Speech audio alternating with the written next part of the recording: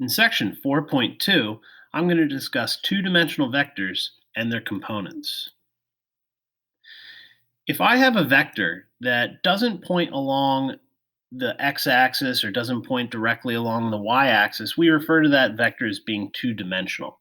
And we can represent vectors with arrows. So maybe we have a vector that looks something like this. And I'll give that a name. I'll just call that a generic vector A. Later on, we can apply the same kind of math to vectors like displacements, velocities, accelerations, as we do for this generic vector A. Now, let's say that I wanted to know how far vector A pointed in the x direction, or how far vector points in the y direction. Well, there I'm talking about the components of vector A. So to find how far vector A points in the x direction, I can do the following. I can draw a vertical line from the tip of the arrow representing vector A down to the x-axis, and then I can draw an arrow from the origin to that dotted line. That would represent how far vector A points in the x direction. That is the x component of vector A. And I can do a similar process to find the y component for vector A. I can draw a horizontal line, and then I can draw an arrow from the origin up to that dotted line, and that would represent the y component of vector A. To symbolize that we're talking about the component of vector A, we use subscripts. So we can use the subscripts AX to represent the x component of vector A and A sub y to represent the y component of vector. On this slide, I'm going to derive some equations that we can use to relate the magnitude and the direction to the components. So it's a little bit easier to see if we turn this picture into a right triangle. And we can just slide AY over, and now we have a right triangle. And we know that it's a right triangle because the x and y directions are perpendicular to each other. So if we want to set up an equation, we can use our trig functions, sine and cosine, to relate the vector's magnitude, the direction, and ax and ay. So I'll start with ax. Notice that ax is adjacent to theta x. And vector a itself, which represents the magnitude of the vector, is the hypotenuse. So the sine of angle x would equal the, I'm done.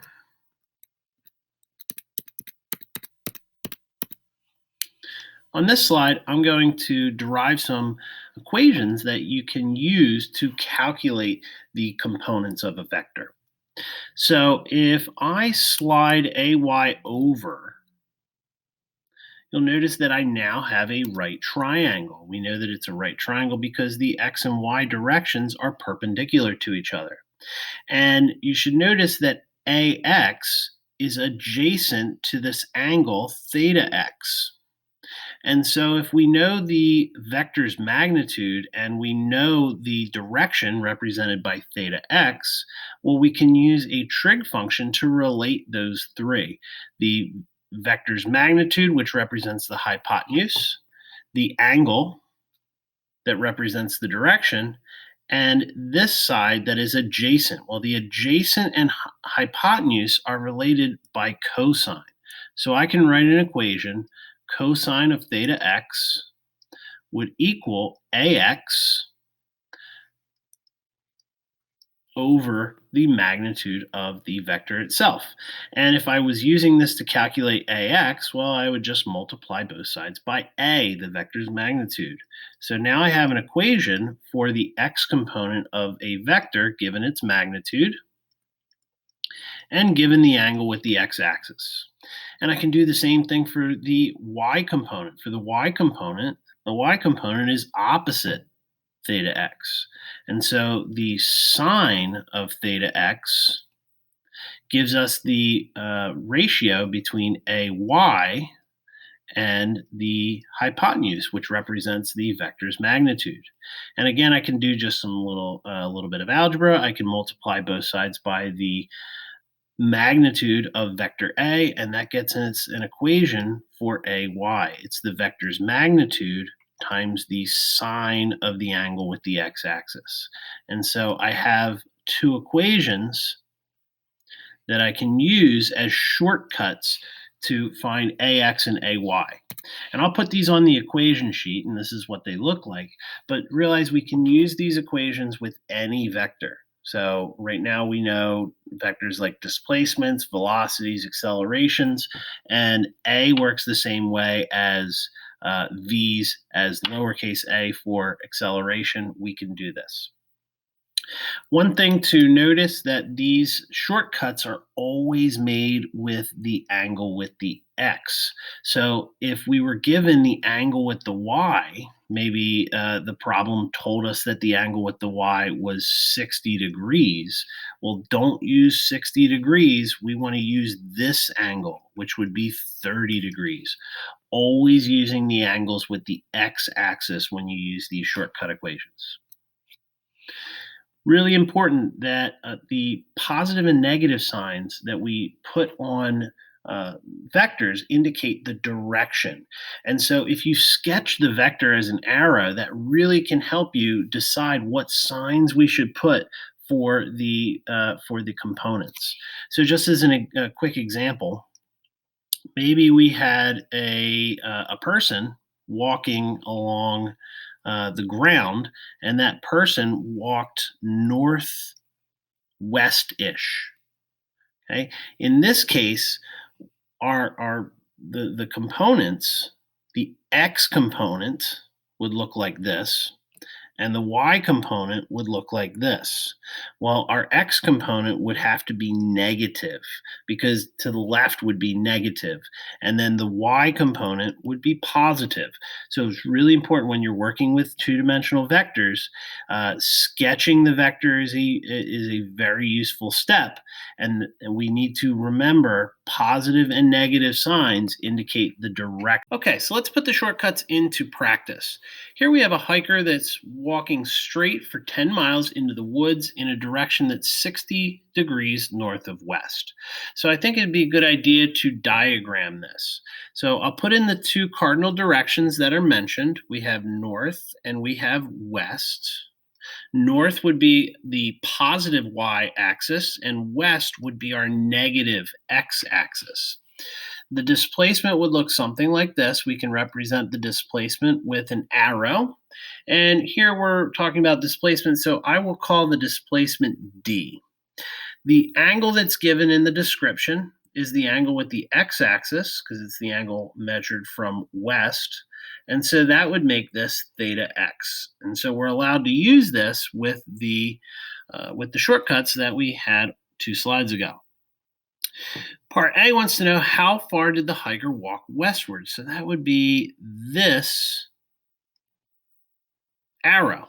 And that would correspond to the x component of vector d. So part A is asking us to calculate d sub x, the x component of the displacement.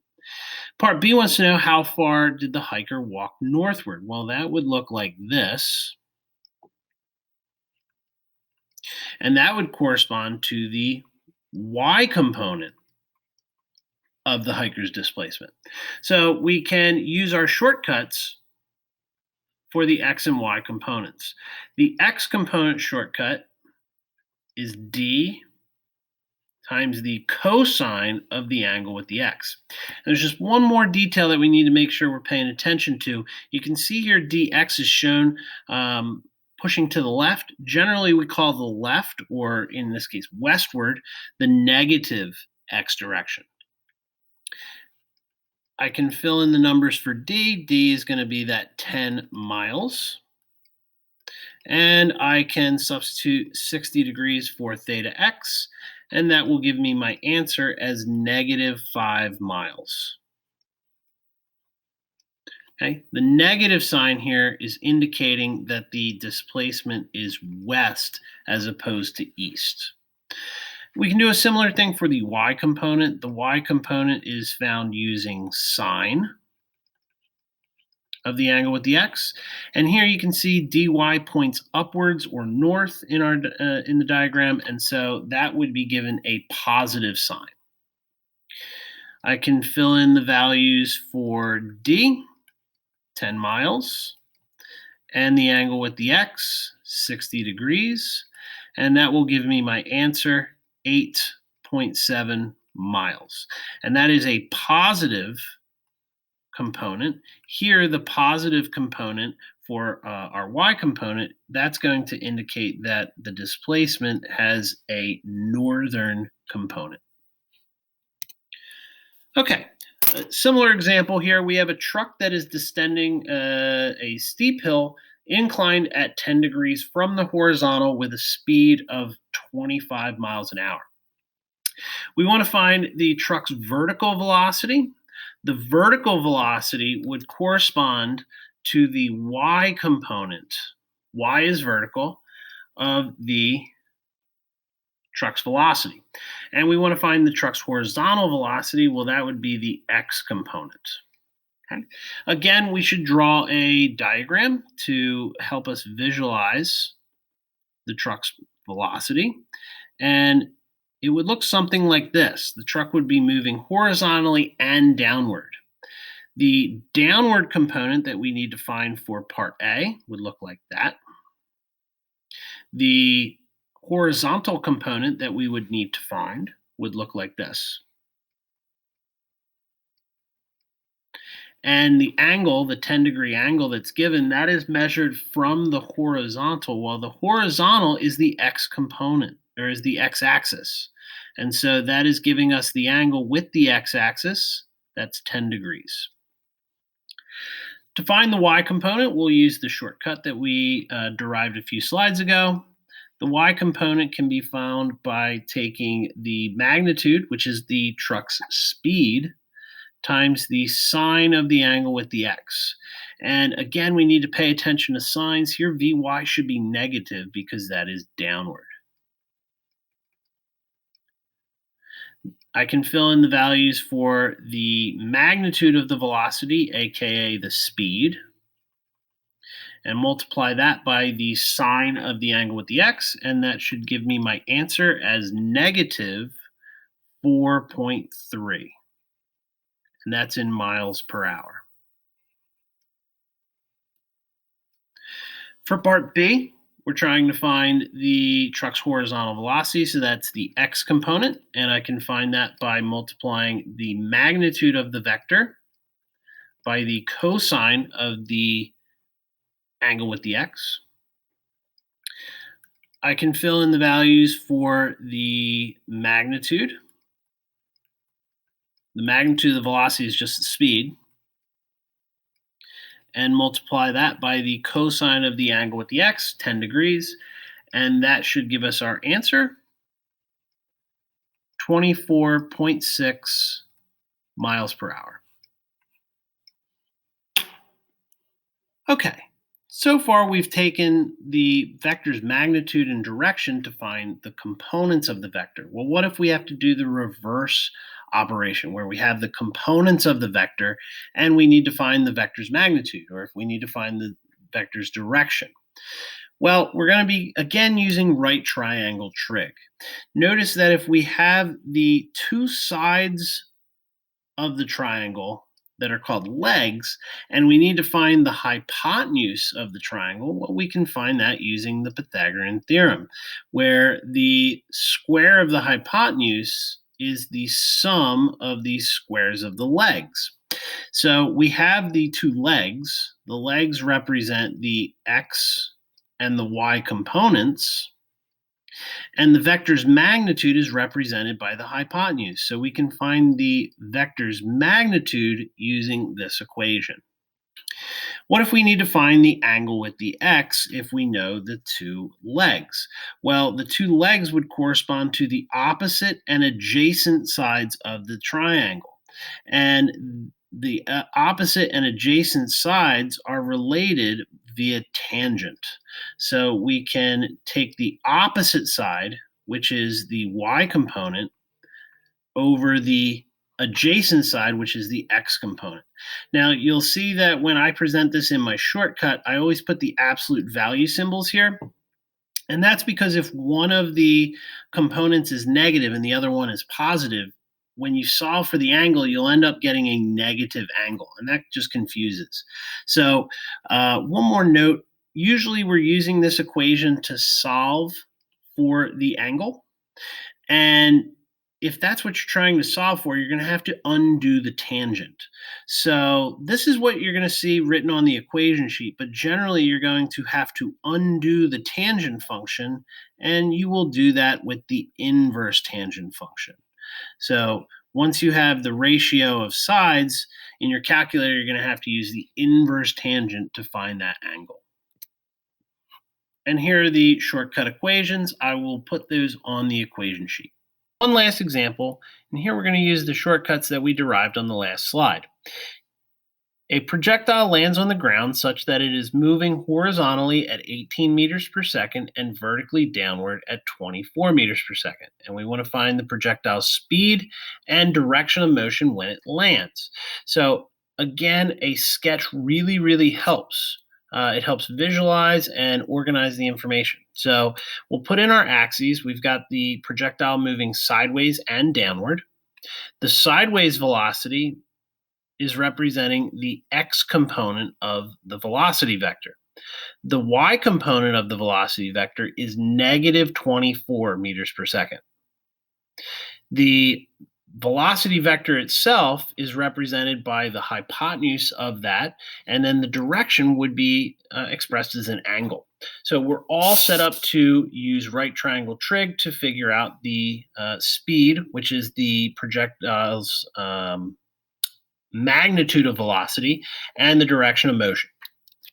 So we can use the shortcut where the magnitude of the velocity vector squared is the x component squared plus the y component squared. And we'll just fill in the numbers. The the x component has a value of 18. The y component would have a value of 24. When we evaluate the right-hand side, you get 900. And to find the magnitude or the speed, we would take the square root, and the square root of 900 is 30. So the answer is 30 meters per second. To find the direction should be expressed as an angle. So we're going to take the tangent of the angle with the x, which is what we want to find, and that's going to equal the y component over the x component. So the tangent of our angle is going to be 24 over 18.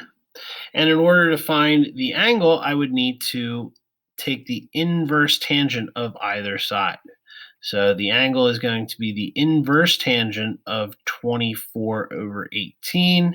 And if you put that into your calculator, that will tell you the angle is 53 degrees. And we should add a descriptor, because is that 53-degree angle measured from this axis? Is it corresponding to something like this angle? Well, we would describe this angle as below, because it's moving downwards, the x-axis, but the x-axis is what we refer to as the horizontal. So we can describe the direction of the projectile as 53 degrees below the horizontal at landing.